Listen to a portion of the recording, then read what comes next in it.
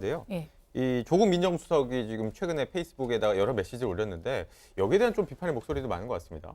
어제 오늘의 일이 아니죠. 네. 이 조국 수석의 페이스북 사랑은 정말 좀 넘치는 것 같습니다. 그런데 이제 한 건이 아니고 저기 우리나라 산업통상부에서 올렸던 자료도 먼저 공개를 해버렸고 그러니까 보도 뭐 전에. 보도가 보도- 되기 전에 보도가 일단 되기 전에 또 공개되지 했고, 않은 자료를 먼저 공개를 한 그렇죠. 거죠. 공개될 거 안 할 때 공색한 변명을 해놓았고, 그다음에 이제 뭐 죽창기 동학혁명에 나왔던 그 드라마에 나왔던 거라서 했는데, 그러니까 사실은 굉장히 이 사적인 영역이거든요. 페이스북 네. SNS라는 걸. 그런데 청와대 수석이 꼭 이런 걸 했어야 됐는가라는 것. 그래서 많은 사람들이 뭐 문재인 대통령의 주변 사람들 참모 얘기할 때 아마 조국 수석이 이런 행동한 것도 좀 비난을 받지 않나 싶기도 하고요. 근데 저는 참모보다 이런 일본이라든가 이런 외교적 문제에서는 네. 참모들의 좀 지혜로운 대처도 필요하지만 이런 정치인이 아니라 하더라도 그 나라와 좀 친해서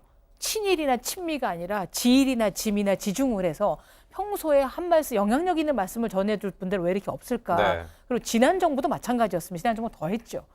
일본이나 중국이나 미국이나 가는 것을 이제 더 엄격히 해서 예전에는 뭐 박태준 의원만 해도 굉장히 일본 문제 생기면 가시기도 했고 그다음에 뭐 한일 국회의원 모임도 있었고 그랬는데 최근에도 이렇게 정말 없는 것 같아서 네. 우리가 너무 양쪽으로 분리를 해놓고 우리 편 아니면 적으로 해놓고 이런 것들까지 다 막아버린 끝에 이게 나온 결과가 아닌가.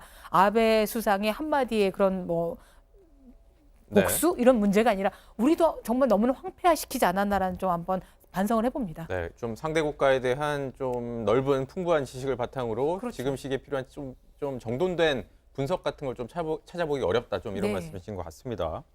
일단 이 조국 수석의 발언이 또 논란이 됐던 것이 앞서서 이 문재인 대통령이 이순신 장군을 인용하여 12척의 배를 언급한 것을 놓고 야권에서 계속 이걸 문제 삼고 있었기 때문이잖아요.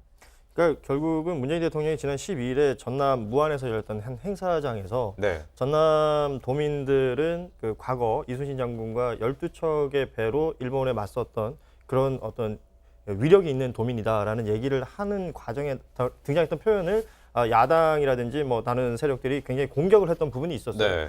그 일본과의 지금 수출 규제 이후에 여러 가지 문제가 생기는 상황에서 일본을 대응하는 듯한 발언에 대해서 야권에서는 이거 일본 자극하는 거다라는 표현을 하고 있는 것인데 여기에 조국 민정수석이 그 SNS에 올렸다는 죽창가 또한 동학농민혁명 당시에 의병단들이 일제에 대항하는 노래로 네. 또 이게 농민들을 모으자라는 노래로 만들어졌던 노래이기 때문에 맥을 같이 하는 것이고 이런 식의 어떤 감성 호소는 큰 도움이 되지 않는다라는 지적이 있는 것인데 글쎄요.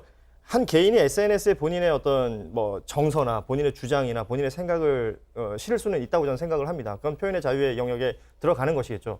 그 조국 민정수석은 또 굉장히 주목받고 있는 인물이기 때문에 본인이 어떤 글을 올렸을 때 그게 메시지가 어떤 것이냐에 대한 해석의 여지가 생기는 것이거든요. 네. 어찌 보면 공격의 여지를 만들었다라는 생각이 저는 드는데 다만 그 어떤 의미에서 올린 것이다라고 본인 스스로가 얘기한 바가 없는데 지금 야권 일부에서는 굉장히 강한 형태의 공격을 하고 있고 그 공격의 근원이라는 것도 찾기가 힘들어요.